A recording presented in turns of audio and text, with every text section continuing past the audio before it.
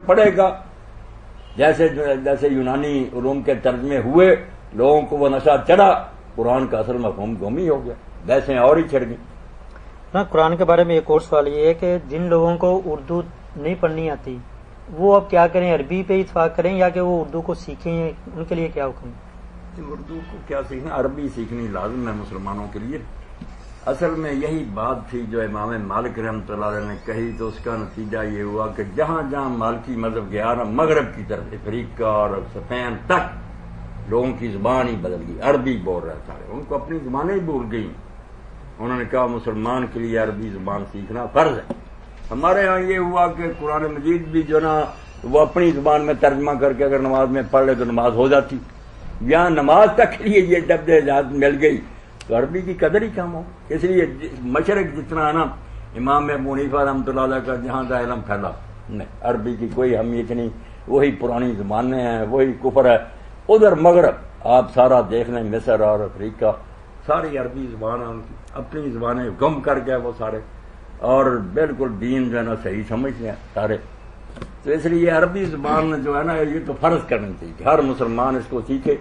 تو جو نہیں سیکھ سکتے چلو کم از کم پھر وہ علماء سے ایک اچھے ترجمے لے لیں، ان کو پڑھیں، سیکھنا تو چاہیے، قرآن کو سیکھے بغیر تو دین آ ہی نہیں سکتا۔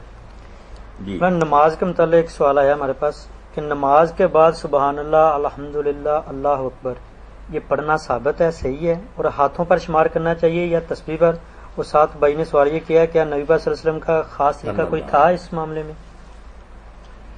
نماز کے بعد یہ اذکار جو ہیں یہ صحیح حدیث سے ثابت ہیں، کئی طرح یہ ثابت ہے، یہ 33 بار بھی ثابت ہیں کہ تینوں جو ہے نا سبحان اللہ الحمدللہ اکبر 33 بار پڑھے گئے، اور 100ویں مرتبہ لا الہ الا اللہ وحدہ لا شریک لہ لہ الملک و لہ الحمد وہو علی کل شیء قدیر۔ یہ زیادہ ثابت ہے، بہت زیادہ حدیثیں جنوں اس طرح کی، اور کم درجے کی ہے کہ 34 بار اللہ اکبر پڑھ لو 100 پورا کر لو۔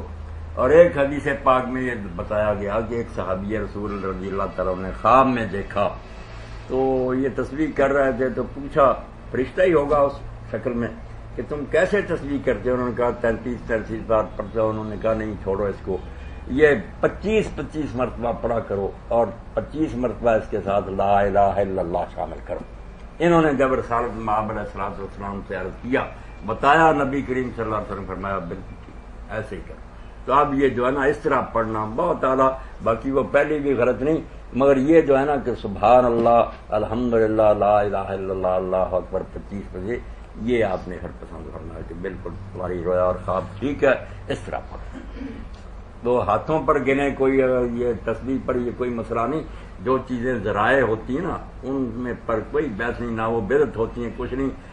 حج پر جانا جو ہے نا یہ عمرے پر یہ ہے، اب پیدل جاتا ہے، گھوڑے پر جاتا ہے، اونٹ پر جاتا ہے، جہاز پر جاتا ہے، ریل پر جاتا ہے، یہ بحث کوئی نہیں۔ جو کہہ رہے ہیں چونکہ حضور اونٹ پر گئے تھے اب بھی لوگ اونٹ پر جائیں یا پیدل جائیں، یہ جہاز وغیرہ حرام ہے، تو دین سے بے خبر ہی ہوگا نا۔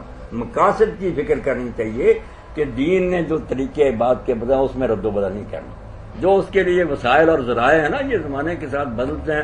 تو اگر یہ تسبیح نکلائی یا اس کے علاوہ وہ ایک نکلا، اس طرح دباتے ہیں ٹک ٹک ہوتی جاتی، کوئی بات نہیں، گننا ہی ہے نا۔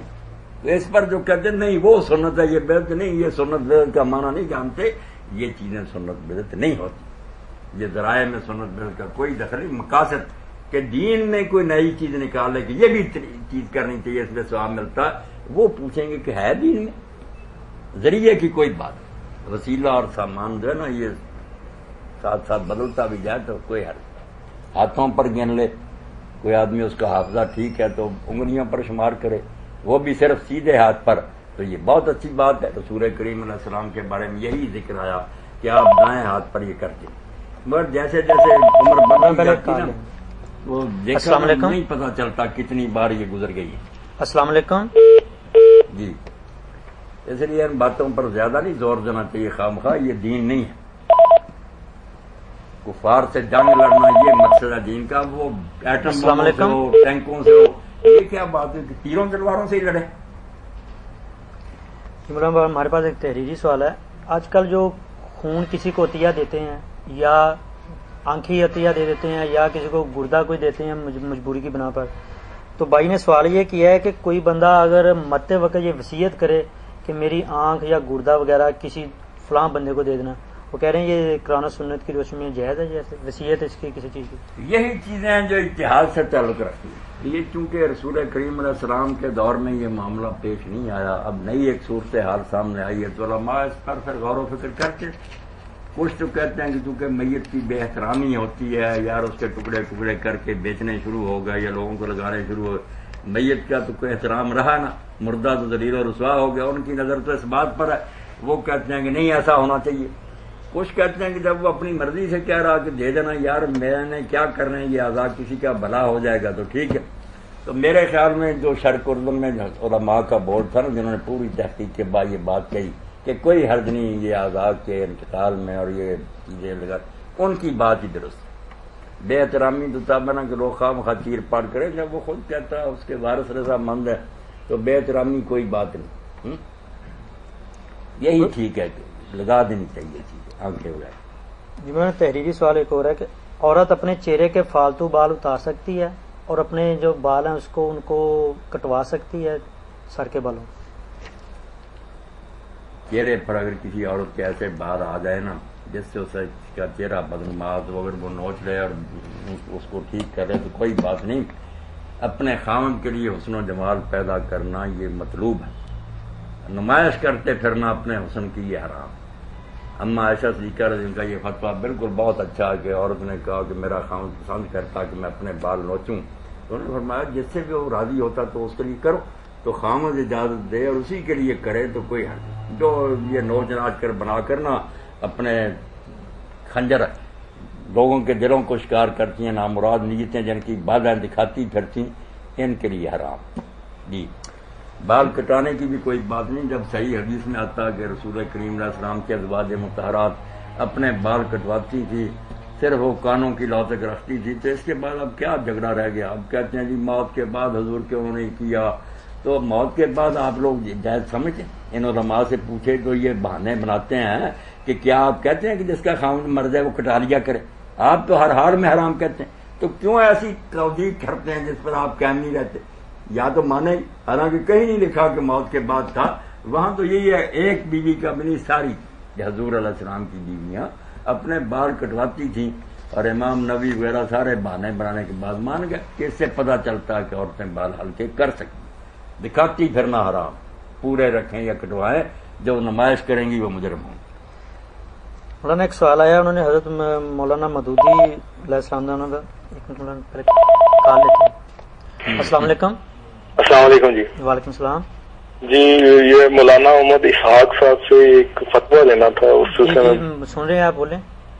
جی مولانا میرا سوال یہ ہے کہ مختلف کمپنیوں اور اداروں میں فائنانس مینیجر یا C F O chief financial officer ایک ایسا بندہ ہوتا ہے جو ان کمپنیوں اداروں کے کاروبار کے لیے مختلف بینکوں اور فائنینشیل انسٹیٹیوشن سے سستے مارک اپ پر قرضے لے کر دیتا ہے اور اس کی ری پیمنٹ کو بھی مینج کرتا ہے، اور اس کی جاب کا ایک بڑا حصہ یہی کام کا ہے کہ کن کن بینکوں سے لینے ہیں قرضے، ان کو کیسے استعمال کرنا ہے اور ان کو کس طرح سے سود واپس کرنا ہے، کس طرح سے وہ سارے قرضے واپس کرنے ہیں.